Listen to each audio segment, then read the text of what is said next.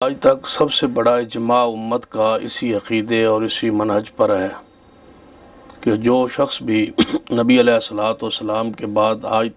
سے لے کر قیامت تک کسی بھی معنی میں اپنے نبی ہونے کا دعوے دار ہے تو ایسا شخص زندیق ہے اور مرتد ہے،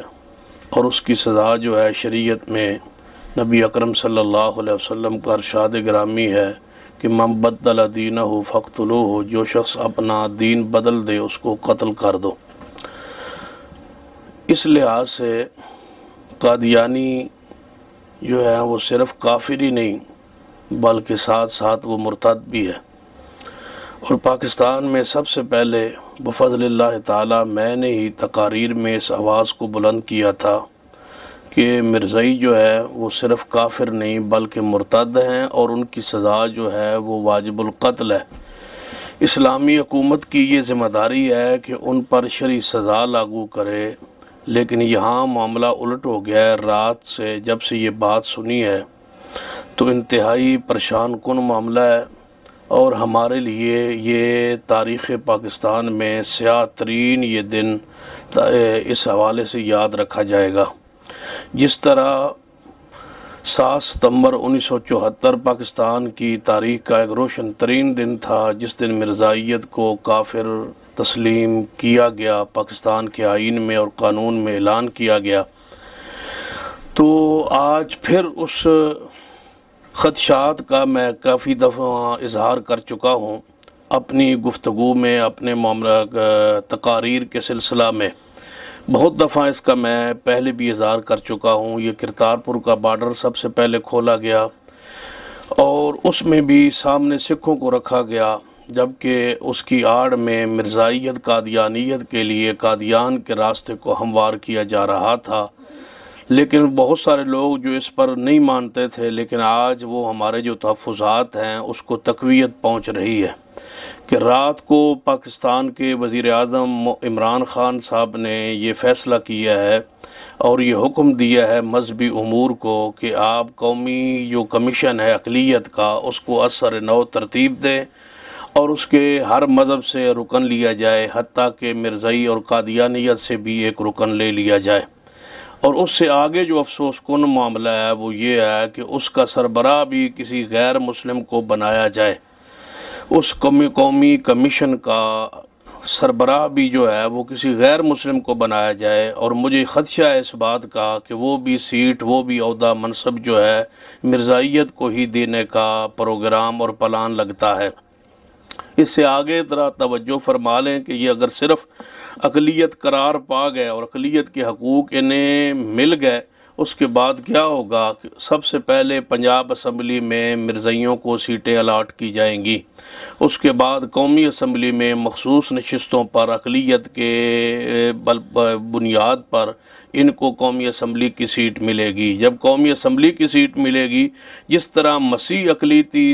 جو ہیں وہ کسی نہ کسی وزارت پہ آ جاتے ہیں، تو یہ مرزائیت اور قادیانی بھی کوئی نہ کوئی عہدہ اور منصب اور وزارت لیں گے اقلیت کے نام پر۔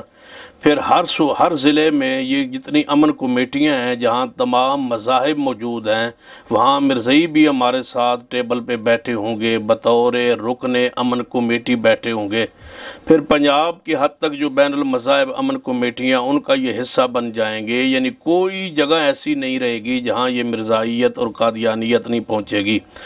تو ہمارے شروع سے تحفظات تھے کہ یہ حکومت مرزائیت کے لیے راستے ہموار کر رہی ہے، ان کو مختلف مناصب پر لانے کی کوشش کی جا رہی ہے۔ آج وہ ہمارے سارے تحفظات درست ثابت ہوئے۔ آج کہاں ہے وہ شیخ رشید جو پچھلی اسمبلی میں بول کے کہتا تھا کہ میری ختم نبوت کے لیے جان حاضر ہے؟ آج وہ اسی اسمبلی کا حصہ ہے اور اسی حکومت کا حصہ ہے۔ کیوں نہیں وہ رات سے لے کر اس وقت تک اس کی طرف کوئی کل سے لے کر یعنی آواز آج تک اس کی نہیں آئی؟ میں گزارش کروں گا محترم نور الحق قادری صاحب کو جو وزیر مذہبی امور ہیں کہ کہاں ہے وہ آپ کی محبت رسول، وہ نبی علیہ الصلوۃ والسلام کے ساتھ عقیدت، وہ پیار، وہ آپ کا ادب و احترام، استعفیٰ دیجئے، اس حکومت کی جان چھڑائیے اور اس حکومت سے الگ ہو جائیے، اور عقیدہ ختم نبوت کے لیے اپنی جان، اپنا ایمان، اپنا سب کچھ جو ہے اس پر اپنے ایمان کا مظاہرہ کیجئے اور اپنا سب کچھ قربان کر دیجئے، وگرنہ قیامت والے دن اگر تم نے وزیر مذہبی امور کی حیثیت سے، اگر تم نے قومی یہ اقلیتی کمیشن کو جناب اس کو قائم کر دیا اور اس کو اثر نو تشکیل دے دیا اور مرزائیت کو اس کا حصہ بنا دیا، تو یہ ایسی تاریخ سے آپ اپنے ماتھے پر ایسا ایک سیاہ ٹیکا لگ جائے گا جس کی آپ ساری زندگی نہ دنیا میں نہ آخرت میں کوئی آپ کی جو ہے وہ رسوائی مقدر بن جائے گی، اور کوئی ڈھوئی نہیں ہوگی نہ دنیا میں نہ آخرت میں۔ اس لیے میں گزارش کروں گا، حکومت سے مطالبہ کرنا چاہوں گا کہ ہر صورت میں اس فیصلے کو فوری طور واپس لیا جائے۔ مسلمان جان دے دیں گے لیکن یہ چیز برداشت نہیں کریں گے، اپنا سب کچھ لٹا دیں گے، لیکن عقیدہ ختم نبوت کے تحفظ کے لیے ہم اپنی اولادوں کو، اپنے مالوں کو، اپنی جانوں کو، اپنی عزت کو، اپنے وقار کو، آرام کو، سکون کو، سب کو ختم کر سکتے ہیں، لیکن یاد رکھنا عقیدہ ختم نبوت پر آنچ آئے، یہ ہمارے اسلاف، آل الحدیث کی اسلاف کی یہ ایک تاریخ ہے، لہٰذا ہم اس صورت کو کسی صورت میں برداشت نہیں کریں گے۔ فوری اس فیصلے کو واپس لیا جائے،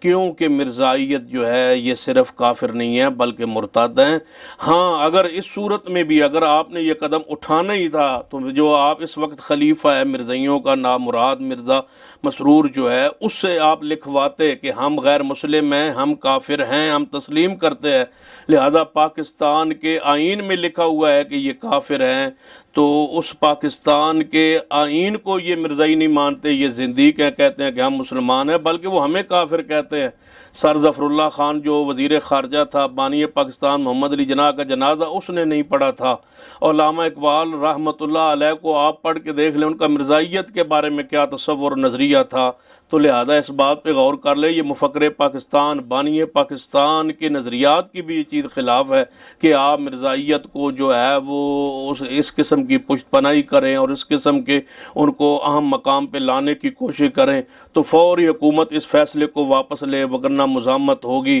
اور اہل اسلام کبھی بھی اس کو برداشت نہیں کریں گے۔ اور اس کرونا کے وبا میں جب پوری دنیا لاک ڈاؤن کا حصہ ہے، کیا مجبوری ہے کہ اس لاک ڈاؤن کے اندر مساجد کو بند کر کے، خطبات کو بند کر کے، میں سمجھتا ہوں یہ ساری سازش ہی اسی بنیاد پر ہو رہی تھی کہ یہ علماء مساجد مدارس سے دور ہو جائیں تاکہ احتجاج نہ ہو سکے اور مرزائیت کا راستہ جو ہے ہموار کر دیا جائے۔ کیا مجبوری تھی لاک ڈاؤن کی حالت میں ایک نیا قدم اٹھانے کی، اور اتنا بڑا قدم اٹھانے کی، اور اسلام اور دین اور شریعت کے خلاف اور پاکستان کے آئین کے خلاف، جو پاکستان کے آئین کو وہ مرزائی نہیں مانتے، اس کے خلاف اتنا بڑا آپ نے قدم اٹھایا ہے۔ یہ آپ کا قدم پاکستان کے آئین کے خلاف ہے، اسلام کے خلاف ہے، دین کے خلاف ہے، شریعت کے خلاف ہے۔ ہم اس فیصلے کو نہیں مانتے اور انشاءاللہ اس پر پوری مزاحمت کریں گے، چاہے ہماری اس پر جان لگ جائے۔ تو اہل اسلام کو چاہیے کہ اس پر اپنی غیرت کا، قوت کا مظاہرہ کریں اور عوام اس طرح اس تحریک کو چلا دیں سوشل میڈیا کے ذریعے، جس طرح بھی کسی کی طاقت استطاعت ہے وہ اپنی زبان کھولے اور اس کو سر عام اس کا رد کرے کہ ہم اس چیز کو کبھی برداشت نہیں کریں گے۔ اللہ تعالی ہمیں اس عہد پر قائم رکھے اور اسی پر زندہ رکھے اور اسی پر موت دے۔ اقول قولی ھذا